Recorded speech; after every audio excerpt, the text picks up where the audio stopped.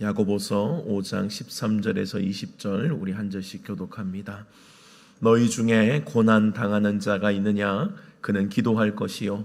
즐거워하는 자가 있느냐? 그는 찬송할지니라. 너희 중에 병든 자가 있느냐? 그는 교회의 장로들을 청할 것이요. 그들은 주의 이름으로 기름을 바르며 그를 위하여 기도할지니라. 믿음의 기도는 병든 자를 구원하리니 주께서 그를 일으키실지라. 혹시 죄를 범하였을지라도 사하심을 받으리라. 그러므로 너희 죄를 서로 고백하며 병이 낫기를 위하여 서로 기도하라. 의인의 간구는 역사하는 힘이 큼이니라. 엘리야는 우리와 성정이 같은 사람이로되 그가 비가 오지 않기를 간절히 기도한즉 3년 6개월 동안 땅에 비가 오지 아니하고 다시 기도하니 하늘이 비를 주고 땅이 열매를 맺었느니라. 내 형제들아, 너희 중에 미혹되어 진리를 떠난 자를 누가 돌아서게 하면 너희가 알 것은 죄인을 미혹된 길에서 돌아서게 하는 자가 그의 영혼을 사망에서 구원할 것이며 허다한 죄를 덮을 것임이라. 아멘. 제가 잘 모르는 지역을 가게 되면 식사 때나 이럴 때가 되면 저도 맛집 참 좋아하거든요. 맛집을 찾는데 그 맛집을 찾는 요령이 있습니다. 힌트가 있어요. 힌트는 항상 좀 사람들이 몰려 있는 곳을 찾습니다. 100% 다 맞는 것은 아닌데요. 특히 식사 시간에 사람들이 몰려 있다. 그러면 일단 평균 이상은 그 지역에서, 멀리 가면 모르겠지만 일단 그 지역에서는 그 음식점이 일단 평균 이상은 한다는 이야기로 저는 보거든요. 그래서 확률이 높습니다. 맛있을 확률이 높아요. 그래서 내비게이션에도요, 맛집을 찾아달라고 하면은 내비게이션에서 이제 음성 명령으로 주변에 맛집 이렇게 하면 맛집을 찾아주거든요. 이 요령이에요, 여러분. 제주도 가셔도 그렇고요. 강원도나 멀리 가셔도요. 맛집 잘 모르면 우리 인터넷은 광고가 많으니까 그냥 내비게이션에 주변 맛집 하면은 찾아줍니다. 근데 내비게이션이 찾는 그 요령이 그래요. 내비게이션도 사람들이 많이 검색한 순서로 찾습니다. 그러니까 맛집은 많이 검색했다는 거예요. 많이 검색해서 목적지로 설정했기 때문에 그것을 데이터로 가지고 있는 내비게이션이 그것을 알려준다고요. 그래서 주변 맛집이 리스트대로 그 사람 어떤 사람들이 이제 목적지로 지정했다. 이런 것들이 이제 순서대로 이제 쭉 나옵니다. 그걸 보고 이제 여러분들이 이제 고르시면 돼요. 그래서 거의 실패가 없습니다. 평균 이상은 맛있는 집이에요. 많은 사람들이 찾았다는 이야기거든요. 그러니까 많은 사람들이 찾는 것은 분명한 이유가 있다라고 하는 거예요. 맛있는 집이라고 하는 유익이 있기 때문에 사람들은 멀리라도 가서 그 맛집을 가서 음식을 먹는다고요. 유익이 있기 때문입니다. 여러분들 신약시대를 보면요, 예수님의 주변에는 많은 사람들이 따라다녔어요. 정말 많은 사람들. 그런데 많은 사람들이 따라다녔던 큰 이유 중에 하나는요, 예수님을 따라다니면 유익이 있었기 때문이에요. 예수님을 따라다니면.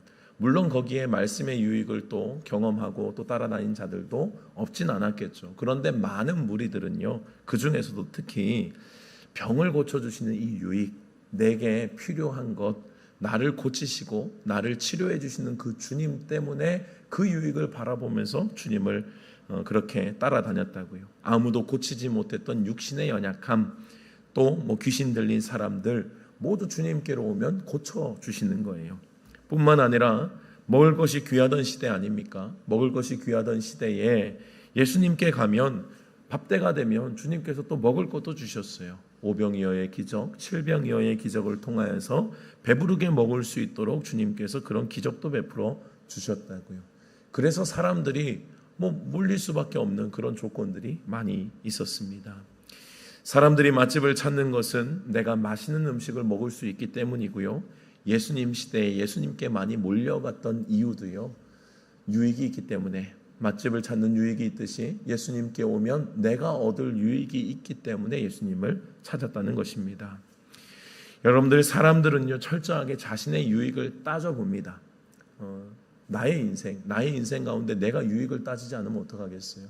유익을 철저하게 따진다고요. 그래서 이것이 나한테 도움이 되는지 도움이 되지 않는지를 철저하게 따져요. 유익되다고 판단되면요 선택하고요. 그렇지 않으면 유익한 가치를 찾아서 떠납니다. 우리나라에도 여러분 교회에 부흥기가 있었어요. 교회가 생기기만 하면 사람들이 몰려오던 시기도 있었습니다. 적어도 교회 간판이 걸려지면 사람들이 찾아오던 시기가 그래도 한국 교회에는 있었어요. 그 당시에는 기독교가 꽤 괜찮은 종교로 여겨졌거든요. 예수님 믿으면 복받고 자식들이 잘 된다라고 하는 소문도 있었고요. 실제로 그런 기적들과 역사들이 많이 있었습니다. 지금은 소천하셨지만 유명한 우리 목사님의 말씀 중에 삼중 축복의 말씀이 있죠. 삼중 축복의 말씀은 뭐 이후에 너무 기복적이다 뭐 이런 비판을 받기도 했습니다만요. 실제로 어둡고 가난하던 시기에 그 말씀이 우리에게 힘을 주었던 것도 사실이었거든요. 소망이 없던 시기에 예수님 믿으면 우리의 영혼이 잘 되고 우리의 삶이 잘 된다. 우리의 영혼이 잘 되는 것도 솔깃하지만 우리의 삶이 잘 된다. 사람들은 그것에 더 사실 많이 반응했었거든요. 그래서 사람들이 교회로 많이 몰려왔었던 이 계기가 되었던 것도 사실이에요. 이러한 말씀과 또 많은 간증들을 통해서 예수 믿었더니 내가 이렇게 잘 됐다. 예수 믿었더니 내가 이런 복을 받았다. 예수 믿었더니 이러한 또 내가 질병에서 고침을 받았다. 옛날에 우리가 많이 들었던 간증이에요. 그렇게 하면 우리가 많은 도전을 받기도 하고 더 예수 믿기도 결단하기도 하고 그랬습니다. 사람들이 자신들도 예수님을 믿고 그런 복을 받고 싶었거든요. 육적인 이유뿐만 아니라 영적으로도 마찬가지입니다. 여러분, 우리는 아무 이유 없이 예수님을 믿지 않아요. 말씀 안에서 영적인 유익, 영혼의 유익이 있음이 믿어지기 때문에 예수님을 선택하는 겁니다. 만약에 그런 선택이 나에게 되지 않는다면 그 선택을 발견하셔야 돼요. 이 땅에서 보이는 유익을 누리든 아니면 성경의 진리인 영원한 생명과 영생의 소망을 누리든 분명한 것은 우리가 예수 믿기를 결단할 때에도 내가 유익하다라고 생각되고 이 가치 판단이 되면 내가 예수님을 믿는 거예요.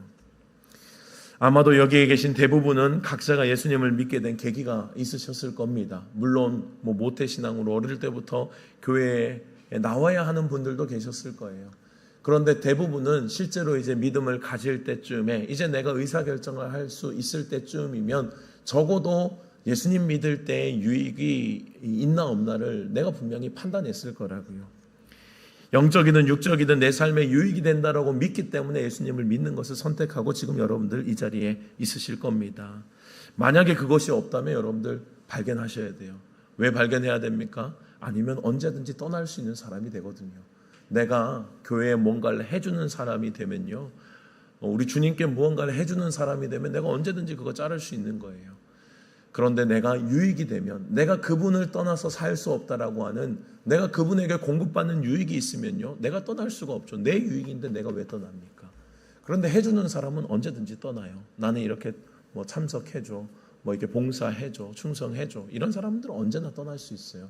해주는 사람이니까. 내가 얻을 유익이 없기 때문에 그래요. 그래서 이거 없는 분들은요, 여러분들 꼭 발견하셔야 돼요. 이게 있어야 됩니다. 우리의 신앙생활은 내가 그리스도 안에서 유익이 발견되고 그 안에서 은혜를 누리는 사람이 돼야 돼요. 제가 진정으로 예수님을 만나고 인격적으로 예수님을 만났을 때가 20살, 21살 요때거든요. 저도 모태신앙입니다. 저희 아버지도 목사님이셨고 참 유별나게 예수님을 믿었던 저희 아버지를 통해서 저는 믿음을 가질 수 있었어요. 그런데 종교 생활을 했거든. 처음에는 그냥 교회만 나왔어요. 끌려다니는 거예요. 안 나가면 혼나니까.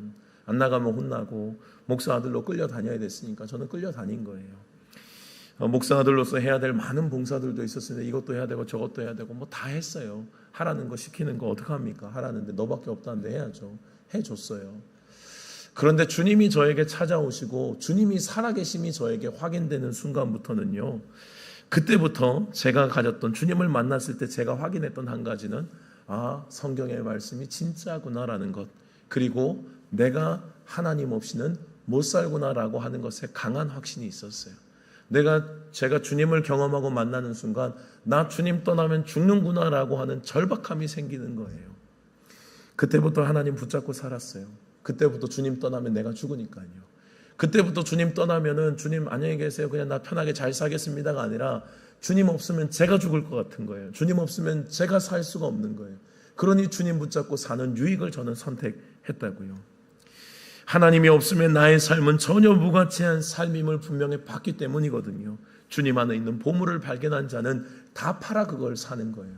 성경에도 나오잖아요, 여러분들. 그 땅에 보물이 발견되면 발견한 자의 행동은 무엇입니까? 내 가진 걸 전부 다 팔아서 그 땅을 사는 거예요. 왜요? 그 땅을 사야 그 보물이 내 거니까. 전부 다 팔아서 그 가치를 내가 부여하는 거라고요. 주님을 발견하게 되고 그 안에 가치를 진짜 발견하게 되면요, 내가 주님 앞에 해주는 삶을 살아갈 수가 없어요. 주님 이거 해드릴게요. 주님 교회 나와드릴게요. 예배 드려드릴게요. 이게 아니라니까요. 주님 안에 그 가치와 보물을 발견하는 순간 그때부터 나는 주님 붙잡지 않으면 죽는 삶이에요. 주님 붙잡지 않으면 나는 절망이라고요. 그러니 주님 붙잡고 주님 내가 여기 있습니다. 살아갈 수밖에 없는 거예요. 여러분들, 먼저 우리가 주를 위해 살고 싶은 순수한 마음 이전에 주를 위해 살고 싶습니다. 주를 위해 죽겠습니다. 이건 믿음을 가진 자의 이야기예요. 먼저는 뭐예요? 내가 주님 놓으면 죽는 거예요. 이게 뭐예요? 내 유익 때문이라고요. 내가 그 유익이 발견되기 때문에, 영적인 가치든 육적인 가치든 그 유익이 발견되기 때문에 주님을 붙잡는 것이 우리 믿음 생활의 시작이라고요. 예수님을 믿으면 분명히 성경에서 약속한 대로 이 땅에서 잘 될 뿐만 아니라 분명한 영원한 생명의 축복을 누리게 될 것입니다. 이 유익이요, 더욱 나를 주님 안에 살도록 하는 거예요. 그러니 여러분들 이 유익을 발견하지 못하면 그렇게 못 사는 거죠. 발견하지 못하면. 여러분들 예수님 믿고 이후의 신앙생활도요 동일합니다. 신앙생활도 동일해요. 신앙생활에서 특별히 우리 교회에서 강조하는 것이 예배 아닙니까? 예배도요 언제나 여러분의 유익의 선택입니다. 잘 생각해 보세요. 예배도요 나의 유익의 선택이라니까요. 뭐 내 자존심의 문제가 아니에요. 이것은 내 유익의 선택입니다. 예배를 통해서 내가 바라는 유익이 드러난다고요. 예배를 선택했다. 오늘도 여러분들이 예배를 선택한 것, 오늘도 여러분들이 집에 계실 수 있으셨거든요. 집에서 편하게 오늘 좀 쉬는 날 쉴 수 있으셨어요. TV를 보면서 아침에 조금 편하게 계실 수 있으셨다고요. 그런데 오늘 아침부터도 일찍이 씻고 또 직장생활 하는 것과 시간이 조금 늦어지긴 했지만 어쨌든 교회에 와서 이렇게 예배 드리는 여러분들의 유익을 선택한 것이 이유가 뭐겠냐고요. 여러분들이 여기에 예배 안에서 유익이 있음을 여러분들 스스로가 선택했다는 행동입니다. 먼저는 하나님의 기쁨이 되고 싶어서 선택하셨을 수도 있죠. 또한 내 영혼이 회복되는 것, 예배를 통하여 내 영혼의 참된 유익을 누리는 것, 그것을 여러분들이 선택하셨을 수도 있습니다. 내 영혼이 평안을 얻고 내 삶에 주님 안에 답을 얻기 위해서 주님께서 나의 삶을 다스리시는 것을 내가 인정하고 주님 앞에 예배자로 살기 위해서, 또 세상의 유혹에 흔들리지 않기 위해서 여러분들이 예배를 선택했을 거라고요. 이것이 여러분들이 오늘도 선택한 예배의 유익입니다. 주중에도 마찬가지예요, 여러분. 그런데 때로는요, 여러분들 바쁜 직장일에 지쳐서 다른 선택을 할 수 있지도 않겠습니까? 육체의 쉼을 선택할 수도 있고요, 가족과의 즐거운 시간을 선택할 수도 있습니다. 취미 생활을 선택할 수도 있고요, 혹은 내가 돈을 버는 일을 더 선택을 할 수도 있어요. 투잡, 쓰리잡, 이렇게 주말 활용해서 일하시는 분들도 계시더라고요. 여러분들 이것도 뭐예요? 내 유익을 선택하는 거예요. 내가 볼 때, 가치 판단했을 때 내가 유익한 것을 나는 스스로 선택을 한 거라고요. 내가 생각할 때 가치 있는 것에 대한 나의 분명한 삶의 모습이 드러나는 거예요. 그래서 여러분들 내 삶은요 절대 거짓말 안 해요. 나는 내가 유익하다고 믿는 대로 살아요. 나는 내가 아이들이 공부하지 않은 이유가 뭐예요? 지금 당장 공부하는 고통보다도 나는 지금 놀고 싶은 가치를 선택하고 싶은 거예요. 멀리 보는 거 그거는 두 번째 문제고요. 지금 당장 나는 지금 쉬고 싶고 그냥 나는 아무 생각하고 싶지 않고, 이런 것에 대한 아이들도 선택을 하는 거라고요. 시험 기간이 됐든 어떤 기간이 됐든 나는 그냥 내가 생각하는 유익을 선택하는 거예요. 앞을 보지도 못하고 그런 선택하는 거죠. 부모님들은 내가 타잖아요. 네가 멀리 보면 이때 준비를 해야 되고 뭘 해야 되고. 어제도 예수님을 믿지 않은 한 친구를 만났어요. 그래서 그 친구에게 가치에 대해서 이야기를 했거든요. 너도 너의 유익을 따라서 가치 판단을 해라. 너의 유익을 따라서. 그런데 담배 핀다고, 네가 담배 핀다고 그것이 너의 유익에, 너의 삶에 진짜 유익하냐? 진짜 유익하냐? 그것을 가치 판단을 잘 해보라고 이야기를 했어요. 그래서 많은 사람들이 지금 힘들지만 공부를 선택하는 거고 부모님께 순종하고 또 앞을 지나온 선생님들의 지도를 받는 것이라고 그렇게 이야기를 좀 나눴습니다. 감사하게도 그 아이가 가서 설득되었다라고 이야기를 했다고 하더라고요. 설득되었다. 그래서 너의 유익과 너의 가치를 스스로 이렇게 깎아내리는 행동을 하지 말아라. 그것은 결국은 너의 가치를 깎아먹는 거지. 결코 그것이 유익한 것이 아니다. 지혜롭게 행동해라 라고 제가 이제 권면을 한 적이 있어요. 여러분들, 내가 생각할 때 가치 있는 것에 대한 나의 선택, 나의 삶은요 거짓말 안 해요. 나의 삶은 그 가치를 철저하게 나는 서로가 내가 생각할 때 그 시기 가운데 내가 생각하는 가장 좋은 가치를 나는 생각하고 선택하고 걸어온 나의 삶이라는 겁니다. 예배뿐만이 아니죠. 여러분들, 기도 생활도 마찬가지예요. 우리 자녀들에게 주신, 하나님이 자녀들에게 주신 최고의 축복이라고 한다면요, 여러분, 주님은 우리의 목소리를 들어주시겠대요. 우리가 원하는 것, 우리가 구하는 것에 대해서 주님이 반응해 주시겠대요. 이게 그리스도인들에게 주신 최고의 축복이라고요. 자녀들에게 주신 최고의 축복, 기도하면 들어주신다는 거예요. 하나님이 자녀들에게 약속하신 강력한 무기입니다. 예레미야 33장 3절의 유명한 말씀이죠. 넌 내게 부르짖으라 내가 내게 응답하겠고 내가 알지 못하는 크고 비밀한 일을 내게 보이리라. 주님께서 약속하셨다고요. 기도하라고. 기도하면 내가 분명히 응답할 테니까 기도하라고. 기도하지 않는 자녀에게 주님이 주실 것은 없어요. 기도를 해야 주님 주실 수 있대요. 기도한다는 게 뭡니까? 하나님, 나는 인정합니다. 하나님이 살아계심도 인정하고 주님이 나의 삶에 개입하실 수 있음도 인정하고 주님만 절대적으로 필요함을 내가 인정합니다. 이 고백이 기도라고요, 여러분. 내가 하겠습니다. 주님 좀 가만히 계셔보세요. 이게 기도 안 하는 삶이고요. 기도하는 삶은 주님 나는 못합니다. 주님이 해주세요. 이게 기도하는 삶이라고요. 그래서 주님은 기도하라고 하시는 거예요. 내가 할 테니까 기도해라. 여러분들, 하나님의 약속의 말씀은 기도하면 분명히 듣고 응답하실 거라고 하셨습니다. 그래서 믿음의 사람은요, 이꼴 믿음의 사람은 기도의 사람이었어요. 믿음의 사람 중에서 여러분들 기도 안 하시는 분 본 적 있습니까? 여러분들 한번 찾아보셔요. 믿음의 사람 중에 기도 안 한 사람 있는지를 찾아보시라고요. 믿음의 사람은요 반드시 기도의 사람입니다. 왜요? 그 믿음이 나를 기도하게 하는 거예요. 하나님을 믿고 신뢰하면 내게 주신 최고의 축복, 그 기도의 무기를 내가 왜 안 씁니까? 기도하면 들으시고 응답하시겠다는데. 그래서 믿음의 사람 이꼴 기도의 사람이라고요. 하나님 안에서 우리 모두에게 주신 약속의 축복입니다. 자녀에게 주신 것. 그런데 여러분, 여기서도요, 내가 이 유익을 선택하냐 선택하지 않느냐에 따라서 갈라지는 거예요. 내가 이것이 유익하다라고 선택하는 사람은 어떠하겠어요? 기도하는 사람이 되겠죠. 근데 내가 이것에 그렇게 유익하다고 느끼지 않거나 아니면 절대적으로 생각하지 않으면 그럼 설렁설렁 사는 거예요. 그냥 대충 기도하는 거고요. 그냥 하루 3번 밥 먹을 때 기도하는 거, 하나님 이 정도로 만족해 주세요. 이 정도의 삶을 사는 거라고요. 진짜 주님 앞에 절박하게 문제를 놓고 기도하고 내 영혼을 위해서 기도하는 거, 이 절박한 기도는 나오지 않는 거예요. 이것도 여러분들 믿는 자들의 선택이에요. 유익을 보는 자들, 그 유익을 믿고 실행하는 자들에게는 주님께서 그 복을, 그 은혜를 주시는 거라고요. 믿고 그 가치와 유익을 인정하는 사람에 따라서 여러분들 다를 수밖에 없는 겁니다. 여러분들, 구약의 다윗은요 늘 쫓기는 긴박한 마다요 위기 속에서도요 하나님을 향한 기도를 안 놔요. 늘 중얼중얼거리면서 돌아다녀요. 중얼중얼거리는 게 뭐예요? 결국 기도라고요. 주님을 향한 간절함이에요. 여러분들 시편을 읽어보십시오. 시편은 많은 시편이 다윗의 기도입니다. 결국은 다윗의 고백이지만 결국은 하나님을 향한 기도라고요. 그 기도 가운데서 힘들 때든 아플 때든 어려울 때든 언제나 주님께 중얼중얼 거리는 거라고. 주님 앞에 기도의 삶을 사는 거라고. 시편 4편 1절의 말씀을 보면요, 내 의의 하나님이여 내가 부를 때에 응답하소서. 곤란 중에 나를 너그럽게 하셨사오니 내게 은혜를 베푸사 나의 기도를 들으소서. 다윗도요 늘 간절한 마음으로 주님 앞에 기도하며 삶을 살아가는 거예요. 그의 앞에 고난이 여전히 늘 함께 했거든요. 그 고난의 시기, 늘 끊이지 않는 고난의 시기들마다 다윗이 늘 놓지 않았던 거, 주님 앞에 늘 기도하며 사는 거예요. 믿음의 사람 이꼴 기도의 사람이라고요. 사무엘은 어떠했습니까? 사무엘은 기도를 쉬는 것 자체를 아예 죄로 규정했다고요.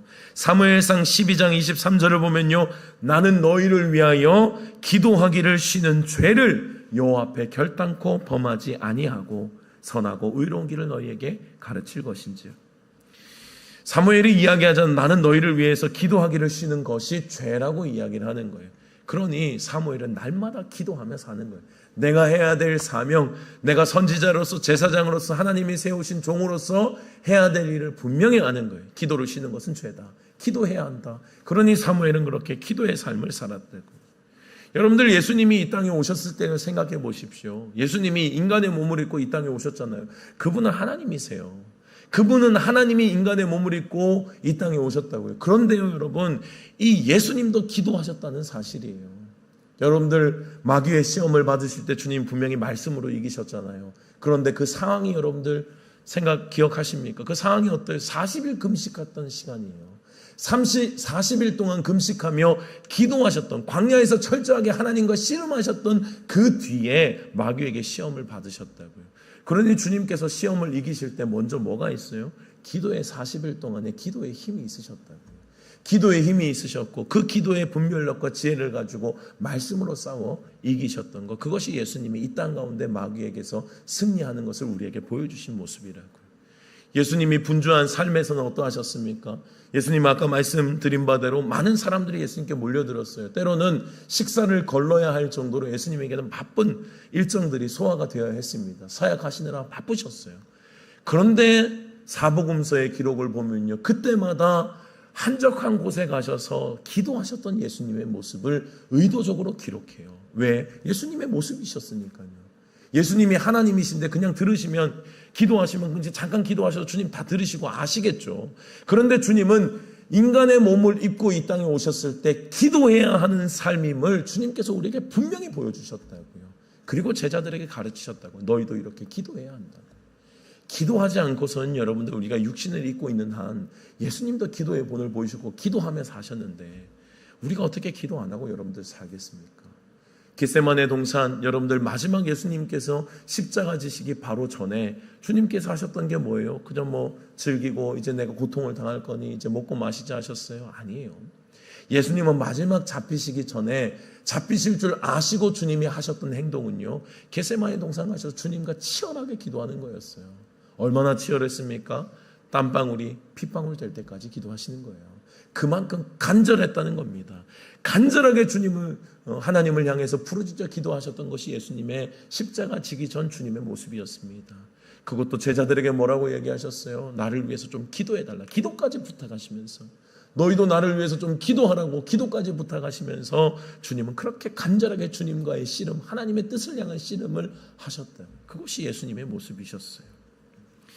여러분들, 예수님은 자신이 기도의 삶을 사실 뿐 아니라 제자들에게도요, 철저히 기도의 모습을 보여주셨고 또 가르치셨습니다.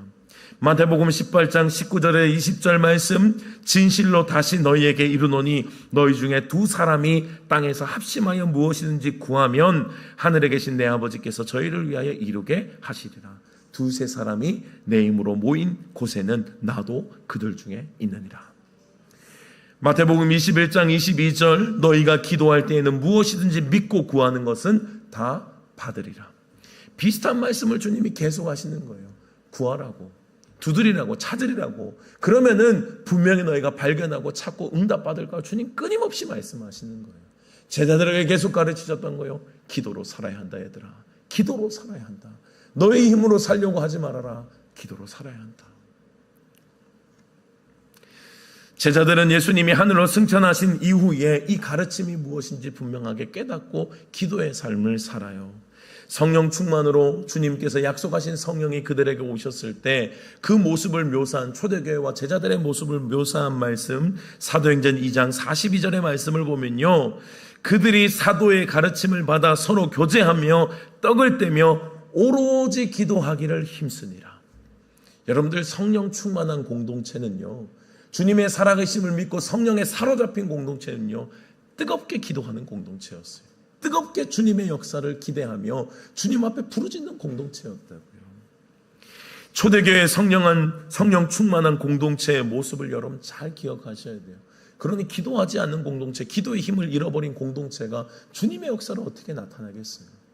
제자들이 성령 충만하여서 온 땅 끝까지 복음을 증거했던 힘은요, 성령 충만이었고요. 그 성령 충만의 힘은 기도로부터 시작됐다. 기도로부터. 제자들이 모여서 성령이 임하실 때 성령이 임하시기를 기다릴 때 뭐 했어요, 여러분? 기도했음이 기록되어 있다고요. 그들 주님이 약속하신 성령을 기다리며 모여서 계속 기도하는 거예요. 성령 충만하냐 더 뜨겁게 기도하는 거예요. 믿음의 사람은 기도의 사람이었다고. 기도하지 않고는 여러분들 길이 없는 거예요. 여러분들 오늘 야고보서의 본문의 말씀도 이 기도를 강조한대요. 기도. 그리스도인으로서 여러분들 이 기도는요, 내가 믿는 가치만큼 기도하는 거예요. 믿는 가치만큼. 안 믿으면 기도 안 해요, 여러분. 그냥 하루 3번 기도하는 거 주님 그 정도면 뭐 충분히 뭐 주님이 일하시겠지 뭐. 그렇게 생각하고 살아간다고요. 그런데 여러분들 이 맛을 아는 사람은요, 기도의 사람이 안 될 수가 없어요. 무릎 꿇을 수밖에 없다고요. 왜요? 무릎 꿇는 만큼 주님께서 응답하시기 때문에. 무릎 꿇고 기도하는 만큼 주님께서 그것을 들으시고 응답하심이 나의 삶에 보여지는데 그 재미를 어떻게 놓쳐요? 그러니까 기도하는 사람은요, 더 기도하게 되는 거예요. 근데 기도를 안 하는 사람은요, 관심이 없어요. 이 기도의 능력도 모르고 힘도 몰라요. 주님이 약속하신 이 유익을요, 경험한 적이 없으니 기도를 안 하죠. 여러분들 그래서 경험하셔야 돼요. 기도를 통하여 주님이 임재하시고 역사하심을 경험할 때에 기도의 맛을 아는, 그때부터 더 기도가 되는 거예요. 아, 주님 진짜 기도하니까 기도가 되는구나. 때로는 날짜를 정해놓고 새벽에 나와서 간절하게 기도하시는 분들도 계십니다. 그런 분들은요, 여러분들 분명히 또 그 기간 동안 주님이 또 응답하심을 봐요. 우리가 또 11월 달에도 우리가 또 다니엘 기도회가 우리 또 매해마다 우리에게 진행되잖아요. 참 감사한 것은 뭐 좋은 강사들도 강사분들의 말씀도 너무 좋고요, 간증들도 너무 좋아요. 그런데 제일 좋은 것은요, 기도할 수 있다는 거예요. 21일 동안 다니엘이 했던 그 기도의 시간들, 우리도 정해서 뜻을 정해서 기도하는 시간, 나의 기도의 제목을 주님 앞에 좀 내어놓고 한 해 그래도 마지막 마무리를 하면서 기도하는 시간, 여러분 언제나 얼마나 우리에게 유익한지 몰라요. 이 맛을 아는 사람이 동참하게 될 겁니다. 여러분들 오늘 야고보서의 본문의 말씀도 기도를 강조하는데요, 여러분들 야고보서의 저자가 예수님의 친동생 야고보이잖아요. 예수님의 육체의 동생이에요. 육신의 동생 야고보라고요. 그런데 육체의 동생 야고보도요, 예수님의 이름으로 기도하는 기도의 힘을 믿었다고요. 여러분, 우리가 기도할 때는 누구의 이름으로 합니까? 예수님이 십자가 지시고 구원을 완성하신 이후에 우리의 기도의 모든 마지막에는 예수님의 이름으로 기도해요. 그러니까 예수님이 통로가 되셔서 우리의 기도를 주님께 올려드린다고요. 그것을 우리는 믿는 거예요. 예수님의 이름으로. 예수님의 친동생 야고보도요, 여러분들 그것을 믿었어요. 예수님의 이름으로 기도해야 함을 믿었다고. 왜요? 하나님의 아들 예수 그리스도임을 확신했기 때문에. 그래서 야고보서에서도 마지막에 이제 야고보서를 마무리하면서 이제 그리스도인들에게 이 권면을 마치면서 기도를 강조한다고요. 오늘 본문에서 야고보는 기도해야 할 몇 가지 상황들을 소개합니다. 13절의 말씀을 보면 너희 중에 고난당하는 자가 있느냐라고 이야기를 해요. 그리고 그에게 기도하라고 권면합니다. 여러분들 첫 번째 우리의 기도의 상황은요, 고난당할 때예요. 고난당할 때 참 정신없습니다. 여러분, 참 여러 가지 분주하게 되고요, 그 문제를 해결하기 위해서 내가 해야 될 게 참 많아 보여요. 그런데 여러분들 잊지 말아야 됩니다. 고난의 때에 우리가 가장 먼저 해야 될 것, 기도라는 사실을 잊지 말아야 합니다. 그리스도인들도요, 고난을 이상하게 생각하면 안 돼요. 고난을 당하죠. 여러분, 그리스도인들은 고난을 쏙쏙 피해가는 자가 아니에요. 우리는 고난을 이기는 자입니다. 그리고 고난 속에 주님께서 주실 유익을 믿는 자임을 여러분들 기억하시기 바랍니다. 믿는 자들은 고난 속에서 주님이 행하실 일을 신뢰한다고요. 그러니 그 주님을 신뢰하기 때문에 세상 사람들은 그저 울고 세상 사람들은 낭망하고 좌절할 때 우리는 뭐예요? 우리는 기도할 수 있다고요. 신뢰하니까, 주님을 믿으니까, 주님께서 내 삶에 도대체 어떠한 유익을 주시려고 지금 이런 고난의 과정을 통과하게 하시냐를 믿으니까 여러분들 그 고난의 시기에 끊임없이 기도로 버티게 되는 거예요. 여러분들 다윗과 솔로몬의 차이 제가 늘 말씀드리잖아요. 다윗과 솔로몬의 차이는요, 고난의 차이가 있어요. 다윗은요, 고난을 처절하게 겪었던 사람입니다. 고난을 처절하게 겪으면서 그 고난의 순간에 뭐예요? 주님 포기 안 해요. 여러분, 다윗이 대단한 것은요, 고난의 순간 가운데도 포기 안 하고 잘 됐을 때도 주님을 당연히 포기를 안 해요. 둘 다 어려운 일이에요. 고난의 시기에도 주님을 포기하지 않는 것도 어렵고요, 잘 되었을 때, 형통했을 때 주님을 놓지 않는 것도 더 어려운 일이에요. 그런데 다윗이 그렇게 할 수 있었던 배경은요, 그의 삶에 진짜 고난의 때가 있었기 때문이에요. 고난의 때가 있었기 때문에 주님을 붙잡고 어떻게든 버텨냈기 때문에 그에게는 그 강한 주님을 붙잡는 힘이 있었다고요. 그러니 그의 평생에 실수가 있었지만 그의 인생 전체는 넘어지지 않는다고요. 그의 인생 전체는 하나님 앞에 온전히 드리는, 성경의 다윗 이후의 시대도 계속 그 이름이 거론될 정도로 믿음의 사람, 하나님을 사랑했던 사람, 하나님 앞에 온전했던 자로 기억되는 이름이 다윗이라고요. 근데 솔로몬은 달라요, 여러분. 솔로몬은요, 저는 솔로몬이 왜 그럴까를 생각해 봤을 때 제가 발견한 건 고난이었어요. 솔로몬의 인생은 고난이 없어요. 솔로몬의 인생은 어려울 때 버텨본 그 고난의 힘이 없어요. 주님 앞에 절박하게 무릎 꿇어 주님 앞에 절규했던 기억이 없어요, 여러분. 솔로몬의 그 인생에는 그런 시기가 없어요. 그러니 어때요? 유혹이 오고 나중에 무엇이 형통하고 또 육신이 쇠약해되고 여러 가지 환경적인 조건이 갖추어졌을 때 결국은 그가 변하고 마는 거예요. 차이점이 어디 있다고요? 고난이 있다. 여러분들 그리스도인들의 고난의 의미를요, 여러분들 잘 생각하셔야 돼요. 그리스도인들의 고난의 의미는 이 고난을 주신 하나님의 뜻을 신뢰하면서 우리는 이겨내는 것이, 기도로 승리하는 것이 그리스도인의 삶임을 기억하시기 바랍니다. 그때 당시에는 우리가 몰라요. 그때 당시에는 왜 나에게 이런 고난을, 왜 나에게 이런 아픔을, 왜 나에게 이런 힘듦을 나에게 주시는지 나는 몰라요. 그러나 주님은 아신다고. 그것을 통해서 뭘 원하세요? 더 단단해져 있을 나, 더 주님 붙잡고 씨름할 나를 원하신다고. 다윗을 원하시지 솔로몬을 원하시는 게 아니라고요. 주님이 그 고난의 때를 생각한다면 믿음 있는 사람은요, 그 고난의 때를 기도하며 버티는 거예요. 고난의 때 우리가 해야 될 태도입니다. 하나님을 그래도 신뢰하는 것, 그래도 하나님을 놓지 않는 것, 그것이 우리가 해야 될 태도라고요.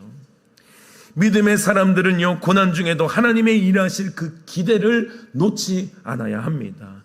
기도할 때에 그 고난 속에서 하나님의 뜻을 발견하는 거예요. 그리고 하나님의 행하실 놀라운 일들을 결국에는 찬양할 것을 미리 보고 지금 고난의 때 찬양하는 거예요. 그것이 그리스도인임을 여러분들 잊지 마시기 바랍니다. 고난의 때 여러분들이 해야 될 거 분명해요. 고난의 때 많이 힘드시죠? 많이 어려우시죠? 그러나 그때는 처절하게 주님 붙잡아야 될 기도의 때임을 여러분들 절대 잊지 마시기 바랍니다. 두 번째 기도해야 될 상황이 있어요. 병들었을 때입니다. 14절에는 말씀해요. 너희 중에 병든 자가 있느냐? 그는 교회의 장로들을 청할 것이요 그들은 주의 이름으로 기름을 바르며 그를 위하여 기도할지니라. 믿음의 기도는 병든 자를 구원하리니 주께서 그를 일으키시리라. 혹시 죄를 범하였을지라도 사함을 받으리라.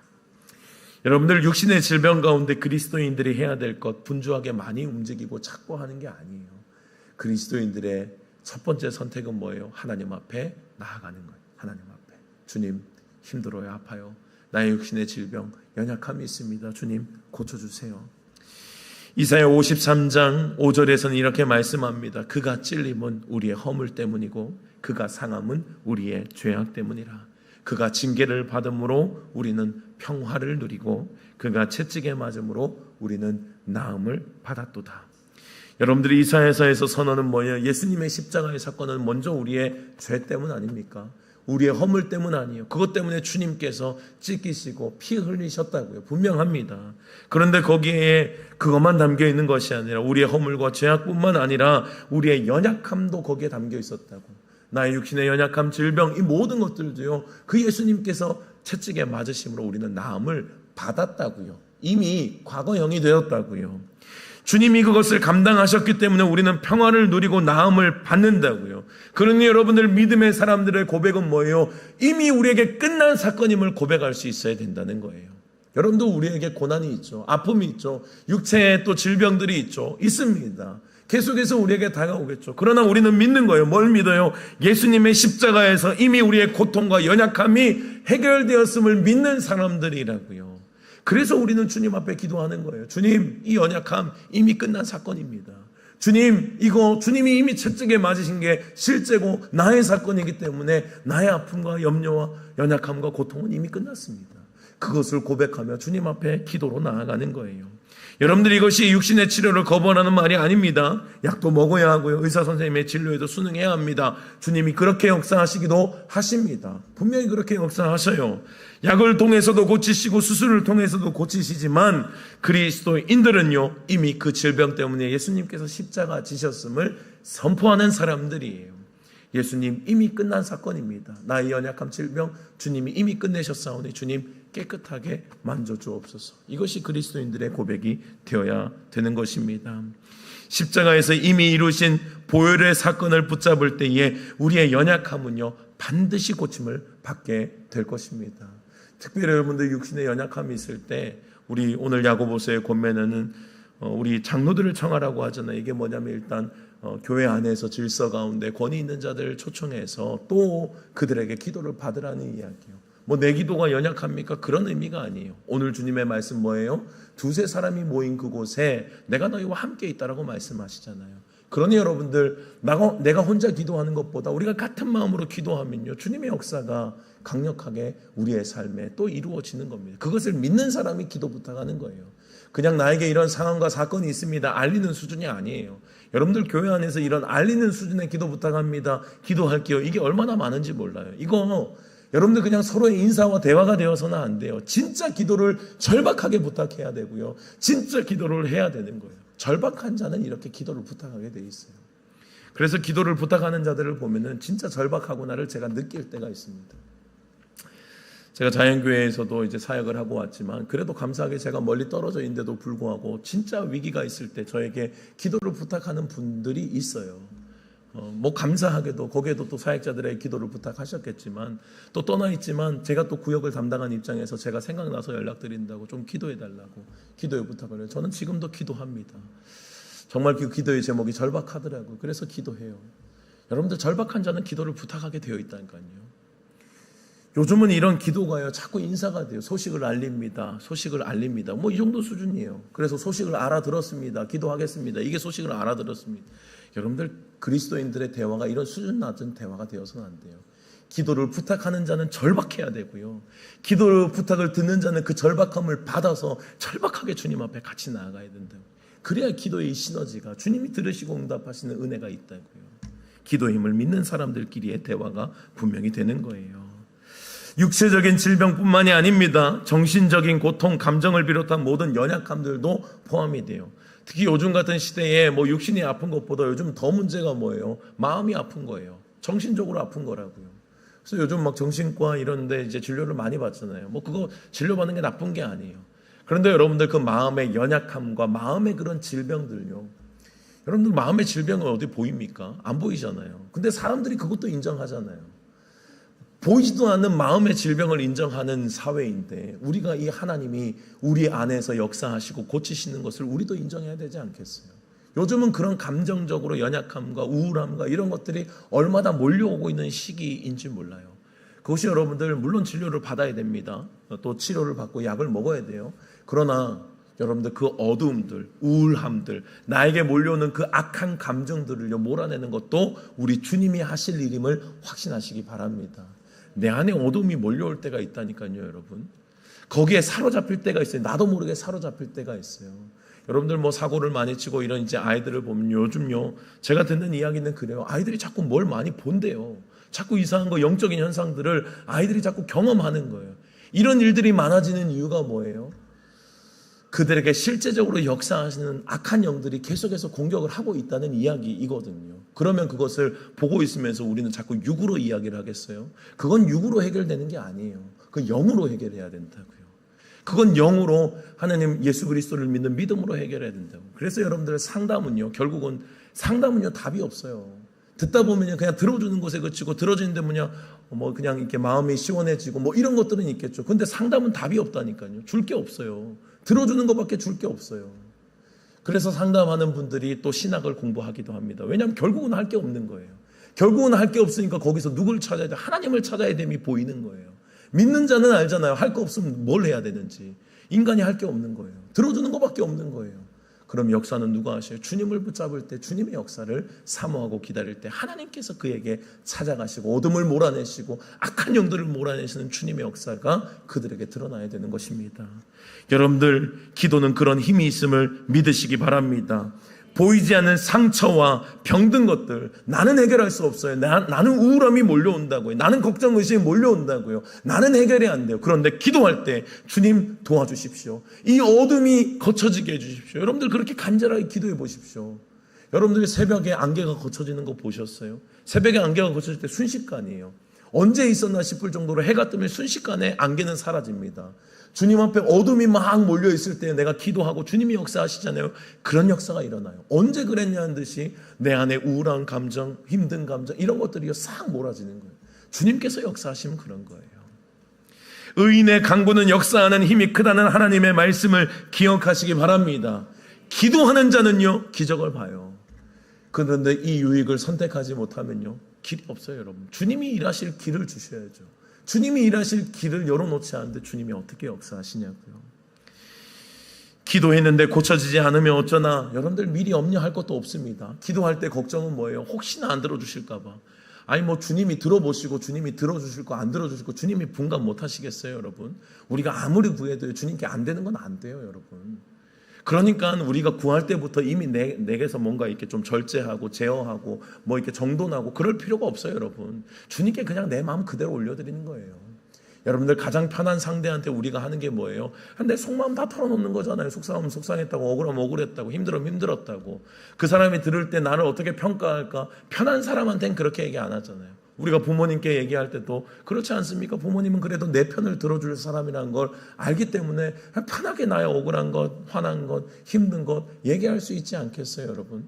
우리 하나님께 나아갈 때 자세는 그러야 되는 거예요. 주님이 들으시고 위로할 건 위로하시고 그래도 네가 버텨야 될 것은 버텨야 된다고 말씀하시고 들어주실 건 들어주신 거예요. 응답하시는 분이 그것을 선택하는 것이지 내가 선택하는 게 아니에요. 그러니까 우리가 해야 될 건 뭐예요? 그냥 무조건 기도로 나아가는 거예요. 뭘 들어주실까 들어주시지 않을까 그건 내가 선택하는 게 아니고 그냥 기도하는 거라고요. 무식하게. 고치시고 고치시지 않고는요, 나의 영역이 아니라고요. 내 영역은 뭐예요? 포기하지 않고 주님께 길을 열어드리는 거예요. 포기하지 않고 기도해 놓는 거라고요. 그러면 주님이 일하시겠지, 주님이 역사하시겠지 믿는 거라고요. 마가복음 8장을 보면 예수님께서 맹인을 고치실 때 특별히 2번 안수한 장면이 나옵니다. 여러분들 예수님께서 능력이 없어서 2번 안수하셨어요? 2번 기도하신 게 처음 기도하니까 응답이 안 돼서 2번 기도하셨어요? 우리는 알아요. 예수님이 그런 의도가 아니라는 걸, 능력이 없어서 한 번에 볼 때 안 되네, 2번째에서 완성하자, 한 번에 50%, 그 다음 100% 이게 아니라는 사실을 안다고요. 주님은 주님의 거룩한 뜻을 이루기 위한 과정으로 2번 기도하신 거예요. 2번 기도하셨어도 그 눈을 밝게 해주시기도 하셨다고요. 여러분들 주님이 2번 하셨으면 우리는 200번이라도 해야 되지 않을까요? 주님이 2번 하셔서 주님의 뜻을 이루어 주셨다면 우리는 200번이라도 해야죠. 우리는 주님도 아닌데, 우리는 주님도 아니고 주님의 뜻을 잘 모르니까 어쨌든 200번이라도 기도하면 주님께서 들어주시겠죠. 200번, 2만 번이라도 해야 되지 않겠습니까? 여러분들, 내가 다 알 수 없지만 우리가 해야 될 일은 너무도 명확하다고. 성경 안에서 내가 해야 될 일은 뭐예요? 그냥 기도하는 거예요, 여러분. 그냥 기도하는 거예요. 기도하면 내가 믿고 기도하면 하나님이 일하시겠다고 하셨으니 2번, 3번, 4번, 200번, 뭐 2000번, 2만 번이라도 그냥 기도하며 나아가는 거라고. 그럼 약속하신 분이 이루시는 것입니다. 기도하면 하나님께서 고친다고 하셨으니 하나님의 역사를 기대하면서 나아가는 것이 우리들의 삶이고 또 우리 공동체가 해야 될 삶임을 여러분들 잊지 마시기 바랍니다. 여러분들, 우리 교회도요, 소문을 내지 않아서 그렇죠. 얼마나 많은 기적들을 경험하고 있는지 몰라요. 개인의 또 이야기이기 때문에 뭐 이렇게 떠벌리지 않아요. 떠벌리지 않고 있지만 여러분들, 그러나 기도하면서 응답받은 사례, 올해만 해도요, 주님께서 얼마나 많은 기적을 보여주셨는데요. 뭐 나중에 기회가 된다면 여러분들에게 또 말씀을 드릴 기회가 있겠지만, 기도할 때요, 여러분, 역사가 일어납니다. 주님이 일하신다고요. 그것이 과거의 일이 아니라 야고보 시대의 이야기 아니라 지금도 우리에게 주시는 하나님의 말씀을 여러분들 믿고 기억하시기 바랍니다. 기도하면 기적은 일상이 된다고요. 기도하면. 근데 기도 안 하면요, 뭐 방법이 없죠. 내가 가치를 선택하는 것이라니까요. 그냥 나는 그냥 습관적으로 그냥 하루 3번 그냥 식사할 때 기도하는 수준으로 끝내면요, 그냥 그 정도 수준에서 사는 거예요. 그 정도의 응답을 누리면서 사는 거라고요. 그런데 이 유익과 가치를 발견되면 기도의 자리로 깊이 들어가는 거예요. 주님 앞에 절박하게 기도하는 거예요. 엘리야도 비가 오지 않기를 기도할 때 3년 6개월 동안 하늘이 닫혔습니다. 그때 여러분들 17절에 엘리야의 이야기를 이야기를 할 때에 엘리야를 소개하는 말을 잘 보십시오. 엘리야는 우리와 성정이 같은 사람이로되 라고 전제합니다. 그는 뭐예요? 우리랑 성정이 똑같은 사람이에요. 약한 사람이라고요. 넘어지는 자이고요. 힘든 자이고요. 영적인 우울함과 침체에 빠질 수 있는 자였습니다. 그 사람이 엘리야였다고요. 그런데 성정이 같은 그 사람이 기도할 때요, 어때요? 하늘이 닫힌다고요. 아니, 연약한 자가 하늘을 어떻게 닫아요? 그러니까 여러분들, 우리는 연약한 우리가 기도하지만 기도에 응답하시는 분이 크시고 능력이 있으신 주님이시라는 것을 잊으면 안 되는 거예요. 연약한 우리의 입술로 하는 것은요, 하나님의 역사를 기대하는 거라고요. 내가 하는 게 아니에요. 내가 하늘을 어떻게 닫습니까? 내가 하늘을 어떻게 닫고 하늘을 어떻게 열어요? 그러나 내가 기도할 때 주님이 움직이시면 열고 닫으시는 거예요. 특별한 능력의 사람이 아니라고요. 그저 기도의 사람이었고 하나님의 향한 그 믿음으로 기도했을 때 하늘이 열리기도 하고 닫히기도 했던 그 은혜를 경험했던 사람임을 기억하시기 바랍니다. 여러분들, 우리의 기도도 이러한 힘이 있어요. 이러한 힘을 여러분들이 믿고 가치를 투자하셔야 된다고요. 이 유익이 있음을 발견하고 기도에 시간을 투자하셔야 된다고요. 기도의 힘을 믿는 사람은 기도의 시간을 쏟아요. 시간을 아껴서 기도합니다. 내가 오늘 할 일이 너무 많으니 오늘도 기도해야 된다고 하는 것이 믿음의 사람들의 고백이었다고요. 내가 오늘 하루 너무 바쁘니 오늘 하루 더 기도해야 된다고. 이게 믿음의 사람들의 고백이었다고요. 우리는 할 일 너무 많으면 기도 안 하잖아요. 오히려 더 기도 안 하잖아요. 이 유익을 믿지 않는 사람들은요, 기도하는 것이 시간 낭비라고 생각하고 내가 움직이는 것이 훨씬 더 낫다라고 생각하는 거예요. 여러분들 잘 기억해 보세요. 내가 하루 종일 삽질을 합니다. 하루 종일 삽으로 땅을 파요. 하루 종일 내가 진짜 열심히 했어요. 물도 안 마셨고요. 밥도 안 먹었고요. 난 최선을 다해서 팠습니다. 하루 종일요. 근데 여러분들, 포크레인이 와가지고 1시간 동안 땅을 팠다고 생각해 보세요. 어떤 게 더 크겠어요, 여러분? 우리가 하는 일이 그 정도 수준이라는 사실을 기억하셔야 돼요. 내가 열심을 내는 것과 하나님이 눈 깜짝 한번 하는 거, 여러분들 뭐가 다르겠어요? 너무너무도 큰 차이가 있는 거예요. 내가 열심히 막 한 달 동안 1년 동안 땅을 팠습니다. 주님, 아무 소용없어요. 주님이 눈 깜짝하시면 끝날 일이라니까요. 나는 열심히 했는 건 맞는데 어리석은 열심을 한 거예요. 여러분, 주님 앞에 기도하는 것이 먼저라고요. 기도하고 주님께서 그것이다 라고 할 때 움직이는 거예요. 내 열심이 먼저가 아니라 기도하고 주님의 역사를 경험한 것이 믿음의 사람임을 기억하시기 바랍니다. 비교되지 않는 거예요. 내가 생각하는 것보다 훨씬 더 큰 기도의 응답을 기도하는 자에게는 주님께서 반드시 응답하실 것입니다. 느헤미야 시대에도요, 무너진 성벽이 재건되었잖아요. 그리고 이스라엘 백성들이 하나님의 말씀을 들어요. 학사 에스라를 통해서 주님의 말씀이 그때 들려지고요, 말씀이 깨달아지기 시작해요. 그들의 말씀의 반응이 뭐였어요? 눈물로 주님 앞에 기도하기 시작하는 거예요. 여러분들, 그러니까 오늘도 우리가 하나님의 말씀이 우리에게 선포되는 것은요, 말씀이 어디로 연결되어야 돼요? 기도의 자리로 연결되어야 된다고. 말씀이 믿어진다면요, 말씀의 힘이 어디로 가게 되냐면 결국은 내가 할 수 없음이 드러나고 주님이 하심이 드러난다고요. 그러면 우리의 자리는 분명한 거예요. 기도예요. 기도밖에 없는 거예요. 하나님의 말씀이 나에게 깨닫게 하십니다. 주님께서 역사하심을 지금도 나에게 알려주시고, 기도하면 내가 일하겠다라고 오늘도 말씀하시냐요. 거기에 대한 반응이 뭐예요? 이제는 기도자가 되는 거라고요. 진짜 기도하는 사람이 되는 거라고요. 절박하게 주님 앞에 기도할 때 내 삶에 응답하시는 주님을 확인하는 거라고요. 여러분들에게 이런 은혜가 있기를 축복합니다. 역대하 7장 14절의 말씀, 내 이름으로 일컫는 내 백성이 그들의 악한 길에서 떠나 스스로 낮추고 기도하여 내 얼굴을 찾으면 내가 하늘에서 듣고 그들의 죄를 사하고 그 땅을 고칠지라. 여러분들, 모든 방법은 기도밖에 없는 거예요. 여러분들, 우리가 아까 광고 드린 대로 10월 27일 날 우리 한국교회가 함께 모여서 예배드리고 기도하지 않습니까? 이건 정치를 떠나야 돼요. 여러분, 성경의 진리 안에만 서야 됩니다. 그래서 한국교회가 이렇게 하나가 될 수, 무섭게 하나가 될 수 있는 거예요. 하나가 되어서 기도할 때 저는 그냥 거기에서 기도하고 싶은 것은 하나예요. 주님, 우리를 용서해 주십시오. 여러분들, 여러 가지 현상으로 드러나죠. 포괄적 차별금지법에서 이제 동성애를 비롯하여서 여러 가지 악법들이 우리 뒤에서 막아내야 될 것들이 있겠죠. 그런데 여러분들, 그런 것들이 왜 시도가 되고 있어요? 왜 시도가 되는지를 우리가 알아야 된다. 영적인 현상을 알아야 된다. 왜 그렇게 악이 판치는 시대가 지금 자신들이 힘을 더 얻으려고 움직이고 있냐고요. 우리가 타락했기 때문이에요. 우리가 하나님을 찾지 않았기 때문이라고요. 우리 교회들이 본을 보이지 못했고 믿는 자들이 본을 보이지 못하니 사회가 악해지고 영적으로 음란해지니 어때요? 자꾸 악법들이 생겨나는 거예요. 악이 판칠 준비를 하고 있다고요. 거기에서 그래서 우리가 할 것이 포괄적 차별금지법 막아내야 됩니다. 물론 그것도 있죠. 그런데 저는 정말 하고 싶은 것은 그냥 한국 교인들이 다 모인다면 그냥 거기서 회개하고 싶어요. 그냥 울고 싶어요. 거기서 그냥 주님 우리를 용서해 주옵소서. 주님 앞에 기도하지 못하고 주님 앞에 온전한 말씀의 진리로 걸어가지 못하고 악으로 걸어가고 우리 안에 탐욕이 드러나고 우리 안에 연약함들이 드러난 이 교회들, 우리들의 예수 믿는다고 하면서 목회자이면서 우리에게 드러난 많은 악한 것들, 주님 용서해 주십시오. 우리가 한 마음으로 그렇게 기도할 때 하나님이 들으시고 주님께서 우리의 죄를 사하여 주실 것입니다. 방법은 그거밖에 없어요, 여러분. 그거 막아낸다고 되는 게 아니에요. 우리는 영적으로 주님 앞에 회개하고 무릎 꿇어 기도해야 돼요. 주님 도와주십시오. 우리가 잘못했습니다. 사랑하는 여러분들, 하나님의 말씀이 지금도 살아 역사하심을 믿으신다면 여러분들 기도하시기 바랍니다. 기도해야 주님의 역사가 우리의 삶에 이제는 드러나는 거예요. 하나님이 들으시고 여러분들의 삶에 얽혀있는 모든 문제를 풀어가기 시작하실 거예요. 여러분들 아무리 해도 안 되는 문제들이 있으시죠? 주님께 나아가셔야 돼요.